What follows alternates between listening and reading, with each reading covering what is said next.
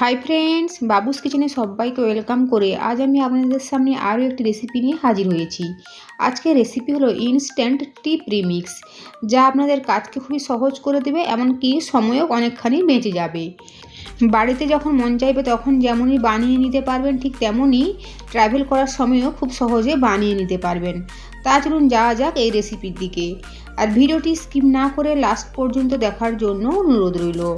একটা প্লেটের মধ্যে নিয়েছি 7-8টা গোলমরিচ, 4টে ছোটো এলাচ, 5টা লবঙ্গ, তেজপাতা একটা, আর সাথে নিয়েছি অল্প করে পানমৌরি, এটা ভাজা পানমৌরি, আর নিয়েছি শুকনো আদা।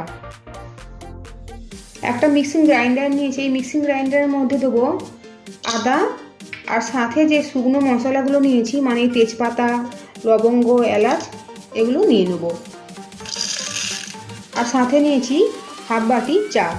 বাড়িতে আমরা রেগুলার চা খাওয়ার জন্য যে চা ব্যবহার করি সেই চাই এখানে নিয়েছি। এখন খুব ভালো করে গুঁড়িয়ে নেব। দেখুন এভাবে একদম ফাইন করে গুঁড়িয়ে নিয়েছি। আর একটা বোল নিয়েছি, বোলের উপর দেবো ছাঁকনি, আর ছাঁকনির মধ্যে দেবো এখন এই গুঁড়োনো চা। ভালো করে চেলে নেব। দেখুন ভালো করে চেলে নিয়েছি। ওপরের এই মোটা দানাগুলো এখন ফেলে দেবো। আবার ওই মিক্সিং গ্রাইন্ডারের মধ্যে দেবো হাফ বাটি পরিমাণে চিনি। হাফ বাটি চা নিয়েছিলাম, হাফ বাটি চিনি নিয়েছি। সাথে নিয়েছি 1 বাটি পরিমাণে গুঁড়ো দুধ। যে কোনো কোম্পানিরই গুঁড়ো দুধ নিতে পারেন। এখন এই গুঁড়ো দুধ চিনির সাথে মিক্সিং গ্রাইন্ডারের মধ্যে দিয়ে দেবো। এখন চিনি আর গুঁড়ো দুধ ভালো করে পিষে নেব। চিনি আর গুঁড়ো দুধ একদম ফাইন করে গুঁড়িয়ে নিই। এখন এই মিক্সিং জারের মধ্যে দেবো আগে থেকে যে চাটা গুঁড়িয়ে নিয়েছিলাম, ওটা আরও একবার ভালো করে গুঁড়িয়ে নেব। তাই এই জারের মধ্যে নিয়ে নিচ্ছি। আবারও স্ট্রেনারের মধ্যে গুঁড়িয়ে নেওয়া সমস্ত উপকরণগুলো নিয়ে নেব।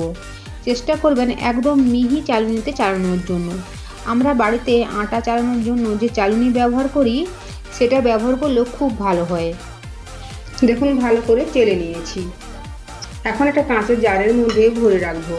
এই মিশ্রণটা 6 মাস পর্যন্ত এভাবে স্টোর করে রাখতে পারেন, তবে অবশ্যই কাঁচের কৌটোর মধ্যে রাখতে হবে।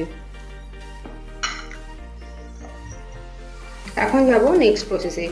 এখন গ্যাসের ওভেনে একটা সসপ্যান চড়িয়ে দিয়েছি, গ্যাস অন করেছি, আর দেবো 1 কাপ পরিমাণে জল। জলটা এখন ফুটিয়ে নেব। দেখুন আমরা চায়ের জন্য ঠিক যেভাবে জল ফুটিয়ে নিই, আমি ঠিক সেভাবে জলটা ফুটিয়ে নিয়েছি। এখন একটা কাপের মধ্যে গরম জলটা নিয়ে নেব। এখন এই গরম জলের মধ্যে দেবো 2 চামচ ইনস্ট্যান্ট টি প্রিমিক্স। আমি এখানে 2 চামচ দিয়েছি, আপনারা চাইলে পরিমাণটা বাড়িয়েও দিতে পারেন। আর এখন ভালো করে গুলে নেব। এই পর্যায়ে যদি আপনাদের মনে হয় তবে চা ছাঁকুনি দিয়ে একবার ছেঁকে নিতেও পারেন। চা ভালো করে গুলে নিয়েছি। দেখুন তৈরি হয়ে গেল চা। একদম অল্প সময়ের মধ্যে যখনই মন চাইবে তখনই এটা বানিয়ে নিতে পারেন। আর আজকের আমার এই রেসিপি যদি আপনাদের ভালো লেগে থাকে তো অবশ্যই লাইক, শেয়ার, কমেন্ট, সাবস্ক্রাইব করার জন্য অনুরোধ রইল। পাশে থাকা বেল আইকন প্রেস করার অনুরোধ রইল আমার প্রতিদিন আপডেট পাওয়ার জন্য। ভালো থাকবেন, সুস্থ থাকবেন। ফিরে আসছি অন্য কোনো রেসিপি নিয়ে। আর আমার ভিডিওটি লাস্ট দেখার জন্য আপনাদেরকে অসংখ্য ধন্যবাদ।